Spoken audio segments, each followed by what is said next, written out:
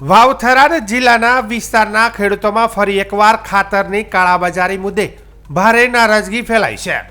બાબરમાં આવેલ ભાગ્યોદય એગ્રો સેન્ટરના માલિકો સામે ખેડૂતો દ્વારા ગંભીર આક્ષેપો થયા છે કે તેઓ ખેડૂતોના આધાર કાર્ડ પર જાણ કર્યા વગર સબસિડીયુક્ત ખાતરની વધારાની ખરીદી કરી રહ્યા છે અને તેના બદલે બિલ મેચ કરવા માટે બિનજરૂરી મોંઘી વસ્તુઓ ફરજિયાત આપી રહ્યા છે। બાબર તાલુકાના બલોદણ ગામના ખેડૂત મહેશભાઈ દિનેશભાઈ ઠાકોરે જણાવ્યું કે તેઓ 2 બોરી યુરિયા ખાતર લેવા માટે ભાગ્યોદય એગ્રો સેન્ટર ગયા હતા।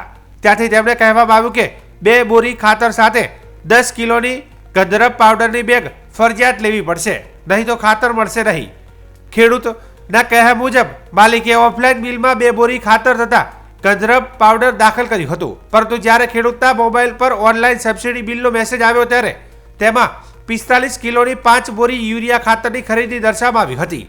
મેસેજમાં કુલ 1332નો ઉલ્લેખ હતો, જે 5 બોરીની રકમ થાય છે।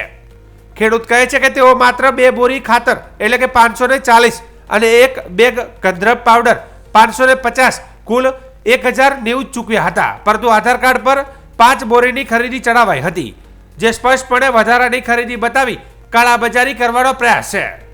ખેડૂતોનો આક્ષેપ છે કે બાબરના એગ્રો સેન્ટર ખાતર સાથે મોંઘી અને બિનજરૂરી વસ્તુઓ ફરજિયાત આપે છે, જેના કારણે ખેડૂતો પર વધારાનો આર્થિક બોજ પડે છે। અને ખેડૂતોએ ગુનાહિત પદ્ધતિનો આક્ષેપ કરતા કહ્યું કે ખાતરની અછત અને સરકારી નિયંત્રણ વચ્ચે કેટલાક એગ્રો સેન્ટરો ખેડૂતોની મજબૂરીનો લાભ લઈ રહ્યા છે। ખેડૂતો કહે છે કે તંત્ર દ્વારા સ્પષ્ટ નિયમ છે કે ખાતર સાથે કોઈપણ વસ્તુ ફરજિયાત આપી શકાતી નથી, છતાં નિયમોની ખુલ્લેઆમ અવગણના થઈ રહી છે અને ખાતરની અછતનું મૂળ કારણ આવા જ ગેરવિધાનિક કારોબાર પાછળ છુપાયેલું હોવાનું ખેડૂતોનું માનવું છે। મહેશભાઈએ જણાવ્યું છે કે તેમના આધાર કાર્ડ સાથે મોબાઈલ નંબર લિંક હોવાથી મેસેજ મળ્યો અને ગેરરીતિ બહાર આવી। તેઓ શંકા વ્યક્ત કરી કે આવા પ્રકારની ગેરવર્તન અન્ય અનેક ખેડૂતો સાથે થઈ રહ્યું હશે, પણ તેમને મેસેજ વાંચવા કે સમજવા નથી આવડતું, એટલે તે અજાણ રહે છે। આ ઘટનાએ વાવથરાદ જિલ્લાના વિસ્તારમાં ખેડૂતોમાં ભારે આક્રોશ ફેલાવ્યો છે અને ખેડૂતોની માંગ છે કે ભાગ્યોદય એગ્રો સેન્ટરમાં તત્કાલ તપાસ થાય, ઓનલાઈન ઓફલાઈન બિલના ગેરમેલની તપાસ થાય અને ખેડૂતના આધાર કાર્ડનો દુરુપયોગ કરનારો સામે કડક પગલાં લેવામાં આવે। ખાતરની કાળાબજારી સામે કડક કાર્યવાહી થાય તો જ ખેડૂતોને રાહત મળશે તેવું લોકોનું કહેવું છે।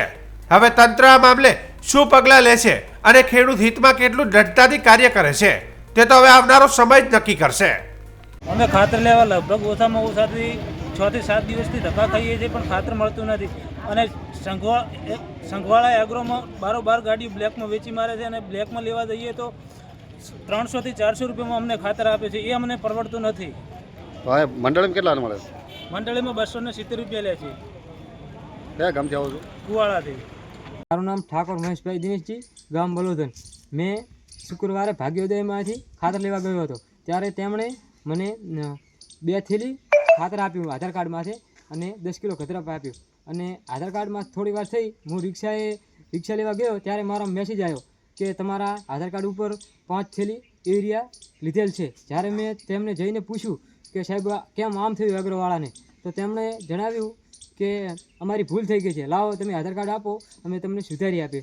પણ મેં તેમને ના પાડી કે સુધારવું નથી મારે, જો તમે 5 થેલીનું બિલ સામે આધાર કાર્ડમાં 5 થેલીનું છે તો ગંધરબ 25 કિલો તમે ભેગું આપો છો, એ કેમ નથી લીધું અને ખાતર એકલું જ આવે? તો મેં કહ્યું કે કેમ તો ખાતરનું એકલું બિલ બનાવ્યું છે તો ગંધરબનું પણ સાથે આમાં મેસેજ આવવો જોઈએ ને, તો કે ગંધરબ સાથે નથી આવતું। તો પછી આ કાળો કૌભાંડ કરી રહ્યા છે કે ગંધરબ જો ના આવતું હોય તો તેમને આપવાની જરૂર ક્યાં છે?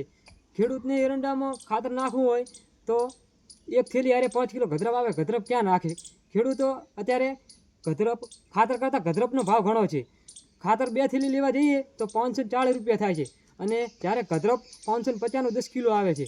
તો સરકારને મારી એટલી અપીલ છે કે આવા કાળા કૌભાંડ બહાર આવે અને ખેડૂતોને, જે મારા જેવા ગરીબ ખેડૂતો છે તેમને ખાતર મળી રહે એટલી સરકાર પાસે અરજી કરું છું।